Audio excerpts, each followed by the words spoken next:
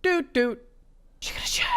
The death of a studio is always a tragedy, especially when it's a studio filled with as many skilled and creative people as United Front Games, the creators of the surprisingly poignant and intelligent Sleeping Dogs. Alas, we now find ourselves in a world where that very studio is closing its doors, and the many talented individuals under its employ now find themselves looking for work. This especially comes as a shock, given that the studio very recently launched a new IP on Steam's early access platform. Smash and Grab is a fairly unique take on the competitive MOBA genre that holds in itself worlds of potential, but with United Front's closure, the game is no longer actually purchasable on Steam. The fate of Smash and Grab is, unfortunately, kinda up in the air at this point. A quick explanation of what Smash and Grab actually, is, for those of you that have never actually heard of it. Like I mentioned, the game is heavily inspired by MOBAs in terms of gameplay. It pits two teams of 3 players, each with their own AI followers, against each other in a race to loot $50,000 worth of cash money from stores laid out around a symmetrical map.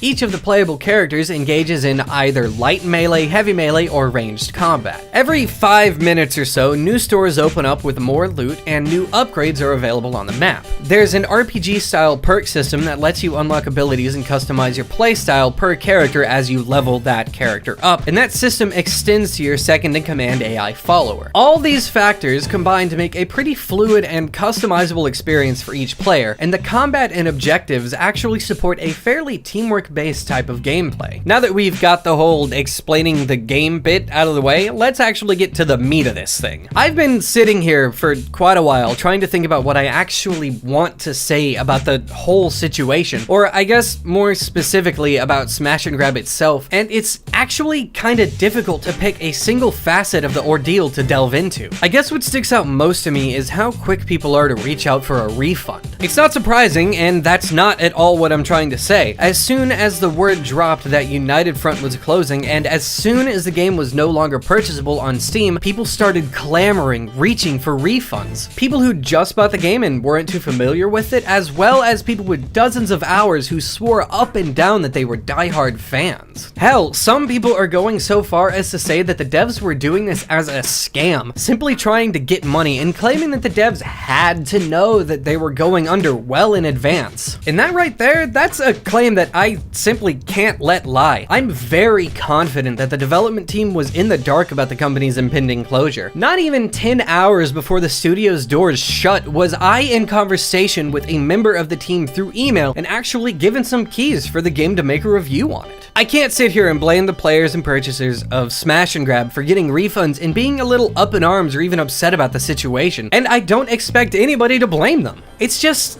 it's kinda tragic. The whole situation reminds me of another thing that went down in gaming no more than a couple years ago. The Stomping Lands was successfully kickstarted for a little over $100,000 and launched very briefly into early access on Steam before the developers essentially took the money that they'd gained from Kickstarter and their early access purchases and ran. About a year later, Ark Survival Evolved launched into early access with pretty much the same premise as Stomping Lands and quickly became a sensation that to this day has a pretty solid fan base. Maybe it's just the optimist in me, but it's hard for me to completely give up on Smash and Grab. There's simply too much of the development already completed, and it's simply too high quality for such an early build for the project to be completely abandoned. I can't help but hold out some hope that another studio takes notice and obtains the rights to continue development. It might not happen, but it could. That or another similar game could find its way onto Steam. Smash and Grab was and is a game with loads of potential and already plenty of polish. While it's almost impossible to find a multiplayer game now, it's still perfectly easy to start a party with your friends and play against bots. It's decently balanced, has an interesting rock, paper, scissors style combat system, characters all have unique abilities that lend them towards various playstyles, and the objectives of both of the game modes that exist actually set a pretty strong basis for teamwork and communication. If people want Smash and Grab to have any chance of being finished, or if people want a game similar to it to come about, then they need to be vocal. If you enjoy playing against bots with friends and you're not really itching for that $20 back, then keep a hold of the game and play it for what it is. Hell, if enough people keep it, then it'll still be relatively playable online. If enough people keep it and play it, then maybe somebody with the funds and know-how will see the potential and come along and actually work on the project. project. Anyways, them's my thoughts in totally rambling format. What do you think of Smash and Grab? Why do you think United Front is shutting down? Let's have a conversation about that in the comments. I hope you enjoyed the video. If you did, then please do me a favor and remember to leave a like and subscribe for more. If for whatever reason you didn't enjoy the video, then you know what? Leave a dislike and let me know why down in the comments. I mean, after all, that's why those systems exist. I'll see you next time. Bye!